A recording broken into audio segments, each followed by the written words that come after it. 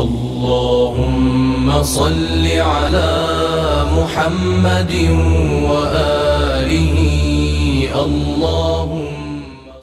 اعوذ باللہ من الشیطان الرجیم بسم اللہ الرحمن الرحیم والصلاة والسلام علی اشرف الانبیاء والمرسلین وعلی اہل بیتہ الطیبین الطاہرین۔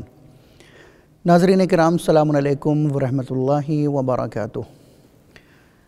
ناظرین، ہمارے مولا کائنات امیر المؤمنین علی ابن ابی طالب علیہ السلام نے آخری وقت میں وصیتیں فرمائی ہیں۔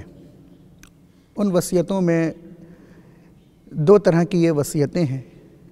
بعض وصیتیں خاص ہیں جو آپ نے اپنے اہل و عیال کے لیے فرمائی، اپنے گھر والوں کے لیے فرمائی ہے، اور بعض وصیتیں وہ ہیں جو عمومی ہیں اور عام وصیتیں ہیں، جن کا تعلق آپ کے چاہنے والوں سے، آپ کے شیعوں اور آپ کے پیروکاروں سے ہے۔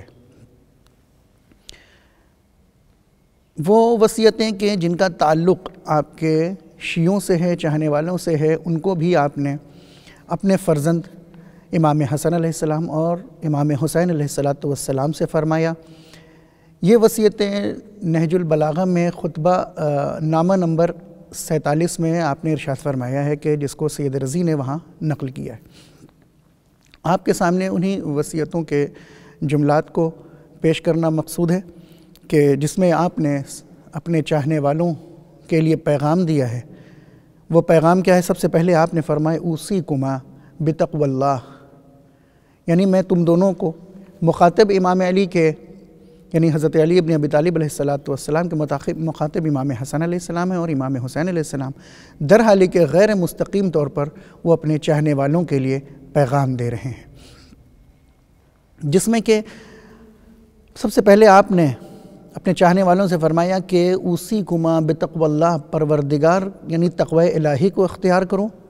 تقوی الہی کا مطلب کیا ہے؟ یعنی جو بھی کام انجام دو اس میں اپنے پروردگار، اپنے خالق و مالک کو حاضر و ناظر جان کر انجام دو۔ کیوں؟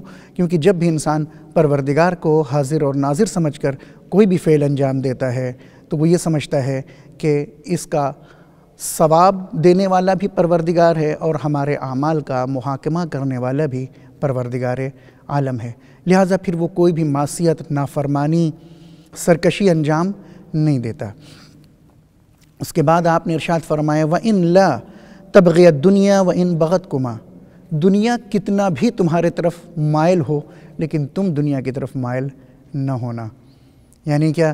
یعنی دنیا کیسا بھی لباس پہن کر، اپنی رنگینیوں کے ساتھ، اپنی چکا چوند کے ساتھ، اپنی رعنائیوں کے ساتھ، اپنی خوبصورتی کے ساتھ کتنا بھی تم کو فریب دینا چاہے، اپنے نئے رنگ میں تم کو جکڑنا چاہے، تمہیں فریب دینا چاہے، تمہیں دھوکہ دینا چاہے، لیکن تم کبھی بھی دنیا کی طرف مائل نہ ہونا، اپنے آپ کو غنی سمجھنا، اپنے آپ کو مستغنی سمجھنا اور کہنا کہ ہمارے لیے پروردگار اور اس کی رضا ہی کافی ہے۔ اس کے بعد آپ نے ارشاد فرمایا وَلَا تَأْسَفَا عَلَى شَيْءٍ مِّنْهَا، کسی بھی چیز کے اوپر تم افسوس نہ کرنا اگر وہ شے تم سے چھین لی جائے، وہ شے تم تک پہنچنے نہ پائے۔ اس کا مطلب کیا ہے؟ یعنی کہ انسان کے پاس اگر مال ہے وہ چلا گیا تو افسوس نہیں کرنا چاہیے، دولت ہے وہ انسان کے پاس ایک وقت ہے دوسرے وقت نہیں ہے تو اس پر افسوس نہیں کرنا چاہیے۔ اولاد پروردگار عالم نے دی ہے، اس کو لے لے، اس کی مصلحت ہے، یعنی کوئی بھی شے اگر ہم کو مل رہی ہے تو بھی پروردگار کی مصلحت ہے، اور اگر ہم سے چھین لی جا رہی ہے، ہم سے واپس لے لی جا رہی ہے تو بھی اس پروردگار حکیم کا ایک کوئی نہ کوئی اس میں حکمت پوشیدہ ہے، کوئی نہ کوئی مصلحت پوشیدہ ہے۔ لہٰذا ہمیں رنج و حزن، خوف، ہمیں افسوس نہیں کرنا چاہیے، ہمیں رنجیدہ خاطر نہیں ہونا چاہیے کہ پروردگار نے یہ ہم سے کیوں لے لیا، کیونکہ بہرحال اس کے پیچھے کوئی نہ کوئی مقصد ہے کہ جن مقصد کو ہم نہیں پہچان رہے ہیں، جس مصلحت کو ہم نہیں پہچان رہے ہیں، پروردگار ہماری مصلحت کو جان رہا ہے۔ اس دنیا میں جتنی بھی چیزیں انجام دی جا رہی ہیں وہ ہماری حیات سے متعلق ہیں، وہ ہم کو مل رہی ہیں تب بھی اس کی مصلحت ہے، اگر نہیں مل رہی ہے تو ہمیں راضی ہونا چاہیے کہ پروردگار جو تو نے دیا ہے اس پر بھی شکر،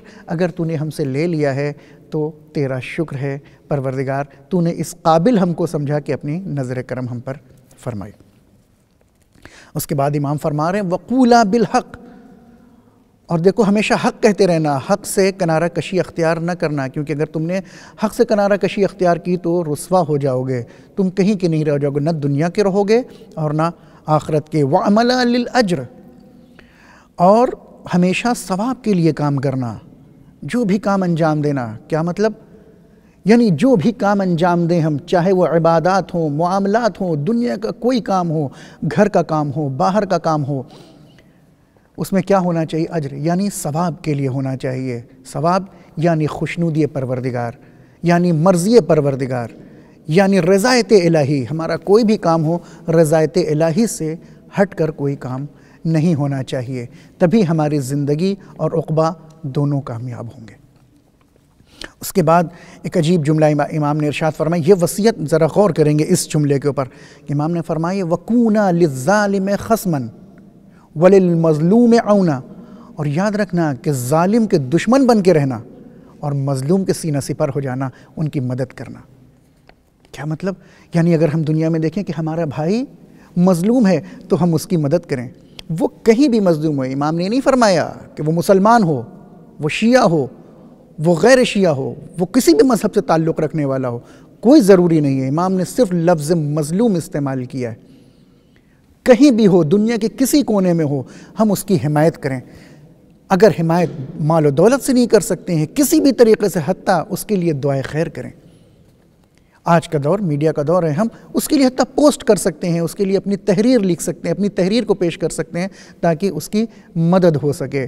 دنیا میں آج دیکھیے جو بھی دور چل رہا ہے، ہمیں ظالموں کی مخالفت کرنا ہے تو یعنی کرنا ہے، وہ کیسا بھی ظالم ہو، پروردگار سے بڑا اس دنیا میں کوئی طاقتور نہیں ہے۔ اگر ہمیں اس پر اعتماد ہے تو پھر ظالموں کی ہمارے سامنے کوئی حیثیت اور وقت نہیں رہ جاتی۔ شاید یہ وجہ ہے کہ جب پیغمبر اکرم صلی اللہ علیہ وآلہ وسلم کے پاس اس وقت یعنی صدر اسلام میں ایک قبیلہ آیا اور آ کر کہنے لگا کہ اے اللہ کے رسول، ہم اسلام تو لا رہے ہیں لیکن ہمارا ایک قانون ہے، وہ قانون یہ ہے کہ ہم اپنے بھائی کی مدد کرتے ہیں چاہے وہ ظالم ہو چاہے مظلوم ہو۔ تو پیغمبر نے کہا ٹھیک ہے، تمہارا یہ قانون ٹھیک ہے، ہم بھی اپنے بھائی کی مدد کرتے ہیں، لیکن ہمارے مدد کرنے کا فرق اور تمہارے مدد کرنے کا فرق یہ ہے کہ تمہارا بھائی اگر مظلوم ہوتا ہے تو اس کے سینہ سپر ہو جاتے ہو، اور اگر ظالم ہوتا ہے تو اس کے ظلم میں شریک ہو کے تم اس کی مدد کرتے ہو۔ لیکن ہمارے یہاں فرق یہ ہے کہ اگر ہمارا بھائی کوئی مظلوم ہوتا ہے تو ہم اس کے لیے سینہ سپر ہو جاتے ہیں، اور اگر ظالم ہوتا ہے ہمارا بھائی تو ظلم اگر کر رہا ہوتا ہے تو ہم اس کا ہاتھ بڑھ کر ہاتھ تھام لیتے ہیں تاکہ وہ ظلم نہ کرنے پائے۔ پہچانا آپ نے کہ کس طریقے سے اسلام نے کہا ہے کہ اگر ظالم ہو تمہارا بھائی تو اس کی مدد نہیں کرنا، بلکہ تم مظلوم کے سینہ سپر ہو کے کھڑے ہو جانا۔ اس کے بعد امام نے فرمایا کہ اوصیکما جمیع ولدی واہلی ومن بلغہ کتابی، یعنی میں وصیت کرتا ہوں تم سے، تم دونوں سے، ہر اس سے جو میری اولاد ہے، ومن بلغہ، جہاں تک یہ میرا نوشتہ پہنچ رہا ہے، میری ہر اس سے وصیت ہے۔ کون سی وصیت ہے؟ ایک بہت اہم وصیت امام کی ہے، وہ کیا کہ بتقوی اللہ، تقوی الہی اختیار کرو، اور اس کے بعد ونظم امرکم، اور اپنی زندگی میں نظم و ضبط کو برقرار کرو۔ کیا مطلب ہوا؟ یعنی امام نے فرمایا کہ تقوی الہی کو اختیار کرو، اور اگر تمہاری زندگی میں نظم و ضبط نہیں ہے، تمہارے زندگی کا کوئی شیڈیول نہیں ہے، کوئی ٹائم ٹیبل نہیں ہے، تو تمہاری زندگی بیکار ہے۔ جب تک اپنی زندگی میں نظم و ضبط نہیں پیدا کرو گے، کسی بھی منزل کمال تک تم نہیں پہنچ سکتے، کسی بھی ہدف خالص اور وہ ہدف جس میں للہیت ہو، اس حد تک تم جا نہیں سکتے، اس ہدف تک تم نہیں پہنچ سکتے۔ لہٰذا ضروری ہے کہ ہم اپنی زندگی میں نظم و ضبط باقی اور برقرار رکھیں۔ اس کے بعد آپ نے ارشاد فرمائے وصلاح ذات بینکم، اور لوگوں کے درمیان صلح و آشتی کراؤ۔ اس کے بعد میں امام فرما رہے ہیں کہ فَإِنِّي سَمِعْتُ جَدَّكُمَا، کیونکہ میں نے تمہارے جد سے یہ سنا ہے۔ کیا سنا ہے؟ صلی اللہ علیہ وآلہ یقول صلاح ذات البین افضل من عامت الصلاۃ والصیام۔ دو لوگوں کے درمیان، یعنی دو لوگوں کے درمیان اگر رابطہ اچھا نہیں ہے، تلخیاں آ گئی ان کے روابط میں، تو تم ان کی روابط کو ان کے ان تلخیوں کو ختم کر دو، ان کی کڑواہٹوں کو ختم کر دو، تو تمہارا اجر 1 سال کی نماز اور روزوں سے بہتر ہے۔ کیا مطلب؟ اس کا مطلب کوئی ہرگز یہ نہ نکالے کہ اگر دو لوگوں میں لڑائی جھگڑا ہو گیا ہے، ہم نے اس کو ملوا دیا ہے تو اس کے بعد 1 سال تک کے لیے ہم نماز روزہ کو چھوڑ دیں. نہیں، قطعاً امام کا مقصود یہ نہیں ہے، بلکہ امام فرما رہے ہیں کہ وہ وجوب تمہاری گردن پر ابھی ہے، اس کا وجوب یعنی نماز و روزہ، لیکن اس کے علاوہ اگر دو لوگوں میں تم نے یعنی صلح و عشتی کرا دی ہے تو یہ تمہارے نماز و روزوں سے بہتر ہے. لہٰذا ہماری زندگی کا ہدف یہ ہونا چاہیے کہ تمام وہ مقاصد اور تمام وہ پیغامات جو امام علی نے اس وصیت نامے میں فرمائے اس کو ہم اپنی زندگی میں زندہ کر سکیں، اور اگر لوگوں کے درمیان کوئی تلخیاں ہو رہی ہیں تو ہم ان تلخیوں کو دور کر دیں. والحمدللہ رب العالمین.